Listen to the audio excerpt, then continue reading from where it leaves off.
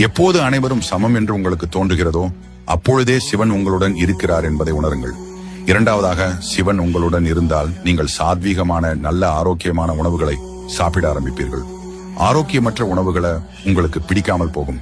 இந்த அறிகுறி தோன்றினாலும் சிவன் உங்களுடன் இருக்கிறார். மூன்றாவதாக, சிவன் நம்முடன் இருந்தால் திடீரென இலை அல்லது விபூதியின் வாசம் அடிக்கடி வரும். வில்வ இலையும் விபூதியும் சேர்ந்த இந்த வாசம் சிவன் உங்களுடன் இருப்பதை அறிவுறுத்துகிறது.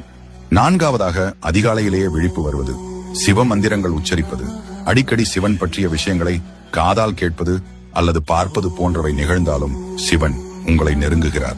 கடைசியாக, சிவன் நம்முடன் இருந்தால் தீர்வே கிடைக்காத ஒரு விஷயத்திற்கு தீர்வு கிடைத்திருக்கும், அல்லது தலைக்கு வந்தது தலைப்பாகையோடு சென்று விட்டது என்கிற பழமொழிக்கு ஏற்ப உங்களுக்கு வரவிருந்த அபாயத்தில் இருந்து நீங்கள் தப்பித்து இருப்பீர்கள். இது மாதிரியான நிகழ்வுகள் நடந்திருந்தாலும் சிவனுடைய அருள் உங்களுக்கு இருப்பதாக எடுத்துக் கொள்ளலாம்.